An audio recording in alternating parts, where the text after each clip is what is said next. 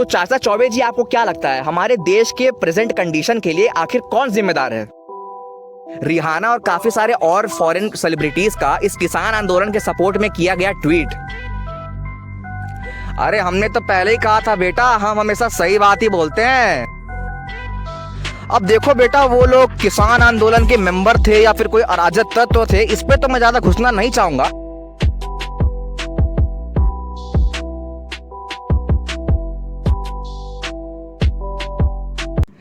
Politics, अब ये शब्द देखने और सुनने में तो काफ़ी ज़्यादा छोटा लगता है, लेकिन अगर हम इस शब्द की गहराई में जाकर इस शब्द को समझने की कोशिश करें तो हम देखते हैं कि ये शब्द अपने आप में एक पूरी दुनिया है, जिस दुनिया में आधी हकीकत है तो आधा फसाना।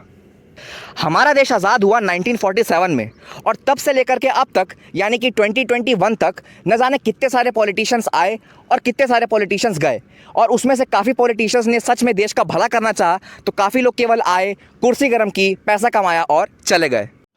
तो जब भी हमारे देश का कोई नया प्रधानमंत्री बनता है तो ऐसे में वो काफ़ी सारे नए नए डिसीजन लेता है, जैसे कि कोई नया कानून लाना या फिर कोई प्री एग्जिस्टिंग कानून को हटा देना या फिर देश के सामने कोई नई पॉलिसीज़ या कोई नई स्कीम्स को इंट्रोड्यूस करना। ऐसे में ये बात तो काफ़ी ऑब्वियस ही है कि हर कोई बंदा तो लाए गए नए कानून से खुश नहीं होता ना। कुछ लोगों को कोई नए कानून में कोई दिक्कत नज़र नहीं आती, तो बहुत लोग लाए गए नए लॉ से खुश नहीं होते। तो आप सबको ये बात तो पता ही होगी कि आजकल हमारे देश में क्या हालात चल रहे हैं, क्या इश्यूज चल रहे हैं।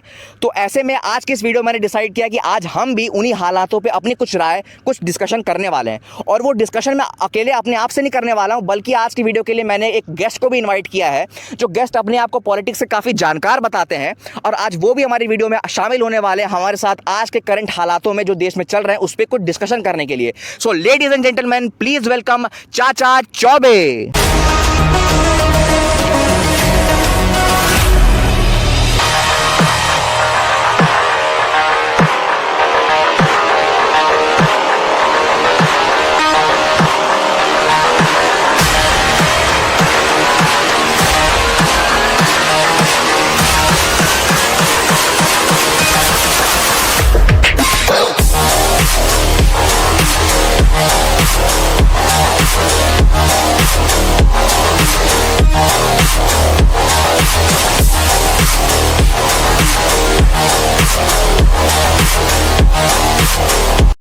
अरे हम आइए चाचा, आइए आइए, अरे बैठिए बैठिए, तुम क्या खड़े हो?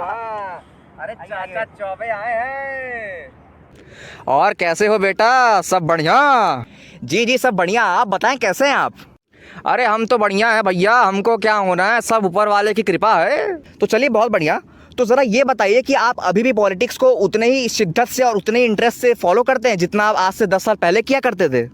अरे बेटा, पॉलिटिक्स जितनी आज गरमाई है ना, उतनी तो पिछले 10 साल या 20 साल में कभी नहीं गरमाई। तो ऐसा पॉसिबल ही नहीं है कि हम आज की पॉलिटिक्स को फॉलो ना करें। हाँ, आपकी ये बात भी सही है वैसे। अरे बेटा, हम सही बात ही बोलते हैं, गलत बोले हमारे दुश्मन। अच्छा चाचा चौबे जी, आपको ये बात तो पता ही होगी कि आजकल हमारे देश में हालात कैसे चल रहे हैं।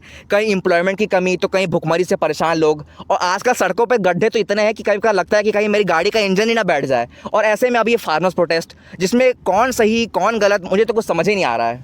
देखो बेटा, हम तुमको एक सच्चाई वाला बात बताएं। हाँ बताओ चाचा। अरे बेटा, आज के टाइम में आम मनुष्य के जितने बाल नहीं है सर पे, उससे ज़्यादा तो हमारे देश में समस्याएं हैं। हाँ, ये बात कड़वी ज़रूर है, लेकिन इसमें सच्चाई भी उतनी ही है। अरे हमने तो पहले ही कहा था बेटा, हम हमेशा सही बात ही बोलते हैं। तो चाचा चौबे जी, आपको क्या लगता है हमारे देश के प्रेजेंट कंडीशन के लिए आखिर कौन जिम्मेदार है? देखो बेटा, मेरे हिसाब से तो जितनी जिम्मेदार हमारी प्रेजेंट सरकार है ना, उतनी जिम्मेदार 2014 से पहले वाली सरकार भी थी, क्योंकि भुखमरी की समस्या कोई नई समस्या नहीं है। लोग सड़कों पे पहले भी आंदोलन किया करते थे, पैसा खाने वाले नेता पहले भी हुआ करते थे। लेकिन मेरा इतना मानना है कि 2014 में जब लोगों ने जिस मकसद से मोदी जी को वोट किया ना, वो मकसद आज कहीं ना कहीं थोड़ा डामाडोल हो गया है। सही बात है। तो चलिए अब बात करते हैं किसान आंदोलन के बारे में, जो कि हमारे देश में इस समय काफ़ी चर्चे का मुद्दा चल रहा है। तो उसके बारे में क्या कहेंगे आप? देखो बेटा, ये किसान आंदोलन ना वाकई में मेरे ख्याल से हमारे लिए काफ़ी चिंता का विषय है, क्योंकि इस आंदोलन को चलते हुए काफ़ी महीने हो चुके हैं। और अब मुझे कहीं ना कहीं लगता है कि क्या सच में हमारी देश के किसान आज सबसे ज़्यादा पीड़ित हैं, जितना वो पिछले 70 सालों में कभी नहीं हुए।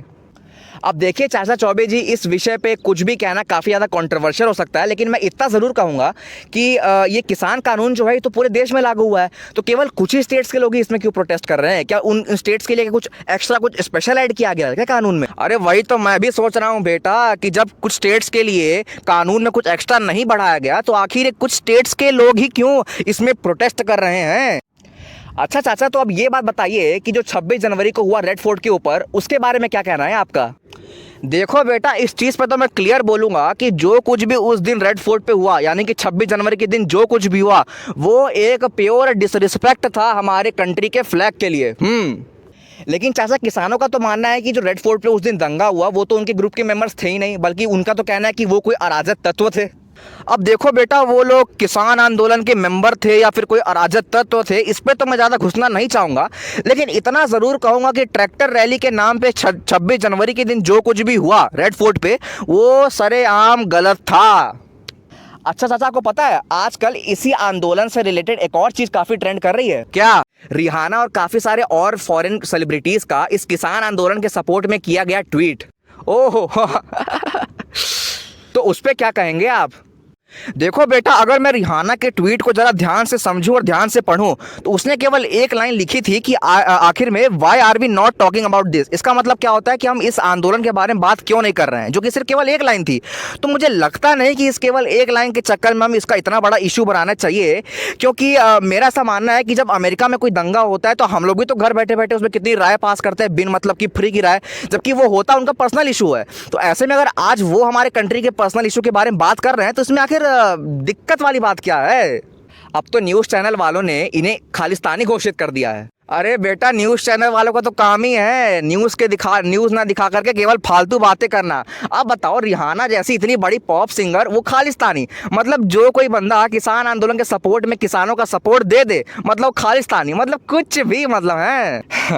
अच्छा चाचा, ये बताइए कि जो ये किसान इतने महीनों से जो अपना आंदोलन कर रहे हैं, इतना प्रदर्शन कर रहे हैं, और जो अपने आप को काफ़ी गरीब किसान मानते हैं और अपने हक की लड़ाई लड़ रहे हैं, तो ये बताइए कि जो ट्रैक्टर रैली हुई उसमें इतने सारे ट्रैक्टर का खर्चा, उसमें लगने वाला पेट्रोल, उसमें लगने वाले डीजल का खर्चा, ये इनके पास कहाँ से आया? क्या इन्हें कोई पीछे से फंड कर रहा है? हो सकता है भाई, हु नोज। भाई सच में अब तो मुझे ऐसा लगने लगा है ना कि इस किसान आंदोलन से रिलेटेड कितनी सारी ऐसी बातें ही हैं जो हमसे छुपाई गई हुई हैं।